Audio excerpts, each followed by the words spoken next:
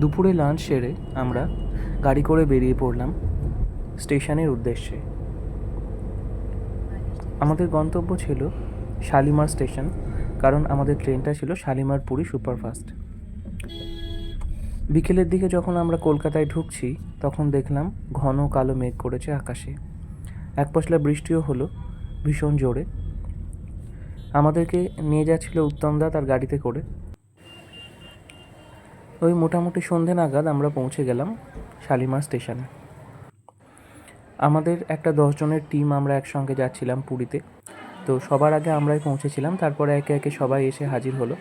আমাদের এই টিমটার একটা নাম আছে, এই নামটা হচ্ছে দশানন। এখন আরও 5টি বাচ্চা তার সঙ্গে অ্যাড হয়েছে, দিয়ে দশানন +5। ট্রেন এসে গেছে, ট্রেন অনেকটা লেট ছিল। ট্রেন আসার পর আমরা উঠলাম এবং রাত্রের ডিনারটা সেরে নিলাম।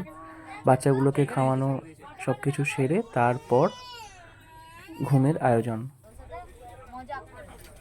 মামা কিছুতেই ঘুমোতে চাইছিল না, অনেকক্ষণ খেলাধুলো চললো, চারিদিকে দেখছিল সবাই কী করছে। আরও অনেক বাচ্চা ছিল ওই এর ভেতরে। ভোর হলো, সূর্যের দেখা মিলল, আর ভোর হতে হতেই আমরা ঠিক সেই সময়ে পৌঁছেও গেলাম পুরী স্টেশনে। এত লাগেজপত্র নামাতে বেশ কিছুটা কষ্টই হলো, মানে প্রত্যেকের অনেকগুলো করে লাগেজ ছিল। আর এত লাগেজ দেখে কুলি ভাইরাও এসে হাজির। আমাদের একটা বড় ট্রলিও করতে হয়েছিল এতগুলো লাগেজ নিয়ে যাওয়ার জন্য। তারপর সেখান থেকে অটো করে আমরা পৌঁছে গেলাম আমাদের হোটেলে। আমরা যে হোটেলটা বুক করেছিলাম সেটা ছিল হচ্ছে ডায়মন্ড প্যালেস। এটা স্বর্গদ্বার থেকে আরও কিছুটা গিয়ে মোহনার দিকে।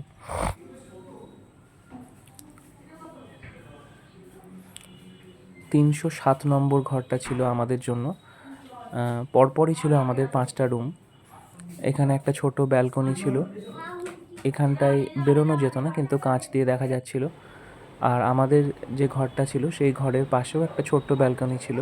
সেই ব্যালকনি থেকে ভিউটা খুব সুন্দর ছিল, একদম পরিষ্কার সমুদ্র দেখা যাচ্ছিল। আর সমুদ্রের রঙটা যে কি অপূর্ব সুন্দর ছিল, মেঘের সঙ্গে যেন সমুদ্রের রঙ মিলেমিশে একাকার। আর ঢেউগুলো সাদা ধেয়ে আসছে, অপূর্ব লাগছিল।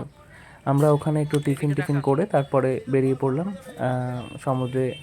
স্নান সেদিন করিনি, জাস্ট একটু ওই ঘোরা দেখা এই আর কি। সুন্দর ঢেউ ছিল সেদিন, খুব মারাত্মক ঢেউটা ছিল না, মানে অল্পই ঢেউ ছিল। লোকজন স্নান করে বেশ মজা পাচ্ছিল আর কি, দেখলাম।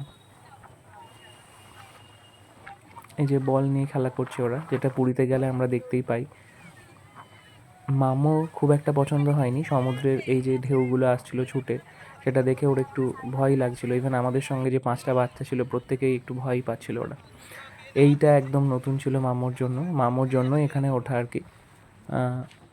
উটের পিঠে প্রথমে একটু ভয় পেলেও ও বেশ এনজয় করেছে ব্যাপারটাকে। শ্রীকান্তদা ভিডিওটা করে দিয়েছে।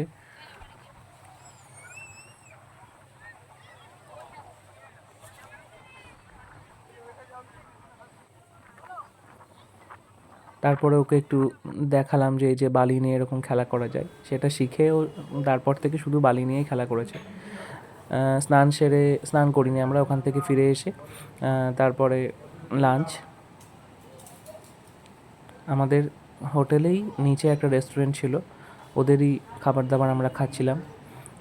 প্রথম দিন নিয়েছিলাম 2টো ভেজ থালি আর একটা পমফ্রেট। তো দুপুরে খাওয়া দাওয়া সেরে ঘুমিয়ে একটুখানি তারপরে বিকেলের দিকে আমরা এসেছি মন্দিরে, জগন্নাথ দেবের মন্দিরে।